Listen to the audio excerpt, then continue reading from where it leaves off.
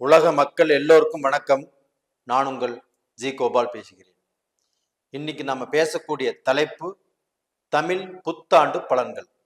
April மாதம் 14ஆம் தேதி 2024 இந்த தமிழ் புத்தாண்டு நடக்கிறது. உங்களுக்கு 13/4/2024 8/26 இரவே இந்த புத்தாண்டு உருவாயிருது. நாம கொண்டாடுறது ஏப்ரல் 14ஆம் தேதி தான். அப்ப இந்த குரோதி வருடம், அதாவது தமிழ் ஆண்டுகள் மொத்தம் 60. அந்த 60ல 38வது வருஷம் தான் குரோதி வருடம். அந்த குரோதி வருடம் தான் இப்ப நம்மளுக்கு பிறக்கிறது.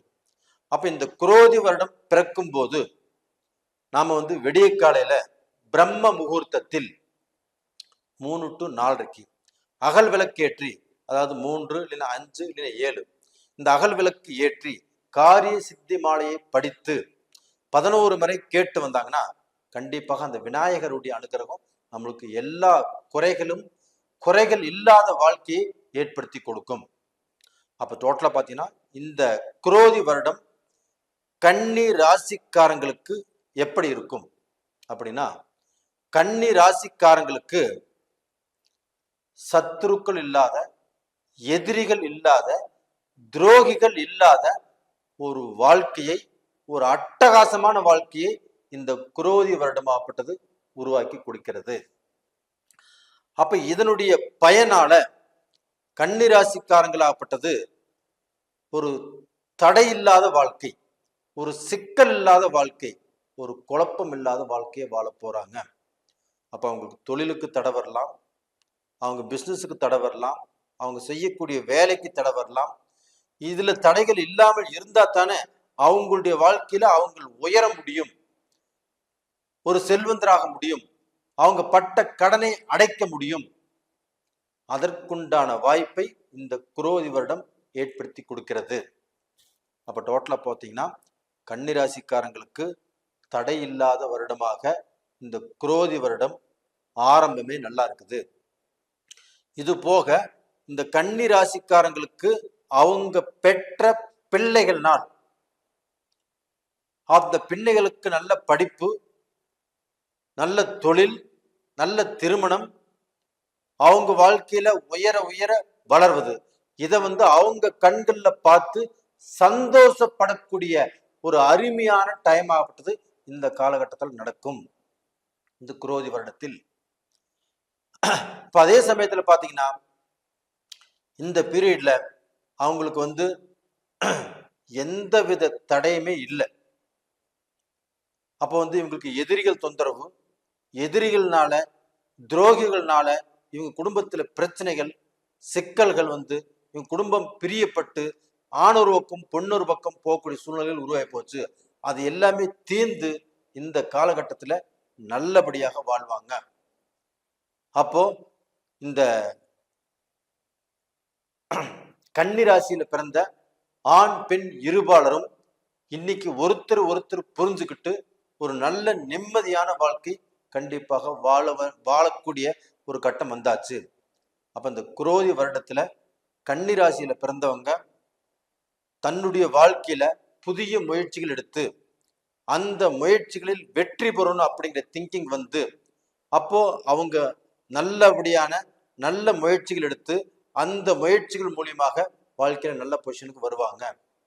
அப்ப இந்த காலகட்டத்துல அரசியல்ல உள்ளவங்க, வேலையில உள்ளவங்க, கவர்மெண்ட் ஜாப்ல உள்ளவங்க, இவங்க எல்லாமே நல்ல பொசிஷனுக்கு வரக்கூடிய வாய்ப்புகள் நல்லா இருக்குது. அப்ப இதன் காரணமாக அவங்க டோட்டலா பாத்தீங்கன்னா அவங்க வந்த பாதையில எவ்வளவோ கஷ்டங்கள், எவ்வளவோ பிரச்சனைகள், எவ்வளவோ துரோகங்கள், எத்தனையோ விதமான கஷ்டத்தை பார்த்து வந்திருந்தாலும் இந்த குரோதி வருடத்திலிருந்து அவங்களுடைய கஷ்டங்கள் இல்லாமல், கவலைகள் இல்லாமல், தடைகள் இல்லாமல் ஒரு நல்ல வாழ்க்கை வாழ முடியுது. அப்ப இந்த காலகட்டத்துல பாத்தீங்கன்னா அவங்க திருப்பாம்பரம் போயிட்டு வரணும். இப்ப காளகஸ்தி போயிட்டு வந்திருந்தாங்கன்னா பிரச்சனை தீராது. திருப்பாம்பரமும் போயிட்டு வந்தால் கண்டிப்பாக இவங்களுக்கு சத்துருக்கள் விலகுவாங்க, எதிரிகள் விலகுவாங்க, துரோகிகள் விலகுவாங்க, இவங்க நல்லா இருப்பாங்க. அப்ப இவங்க குடும்பத்துக்கு நல்ல சந்தோஷங்கள் கண்டிப்பாக கிடைக்கும். இவங்க தொழிலுக்கு மேன்மை அடையும். அதே சமயத்துல இவங்க வெளிநாடு போய் பிழைக்கணும், வெளிநாட்டுல போய் வேலை செய்யணும், வெளிநாட்டுல இருந்து நான் சம்பாரிச்சு சாதிச்சு நல்ல நிலைமைக்கு வரணும் அப்படின்னு ஆசைப்பட்டிருந்தாலும், அப்படின்னு நினைச்சிருந்தாலும் அதுவும் நடக்கும். அப்ப வெளிநாட்டுல உள்ளவங்களுக்கு இந்த குரோதி வருடத்துல கண்டிப்பாக மேன்மை அடைய முடியும். இப்ப Singapore, Malaysia, Australia, Canada, UK இந்த மாதிரி கண்ட்ரியில வளர்ந்துட்டு இருக்கிறவங்க அவங்க வாழ்க்கையில சில கஷ்டத்தோட வாழ்ந்துட்டு இருந்தாலும் அந்த கஷ்டங்கள் தீர்ந்து நிம்மதி அடையக்கூடிய காலகட்டங்கிறது இப்ப வந்தாச்சு.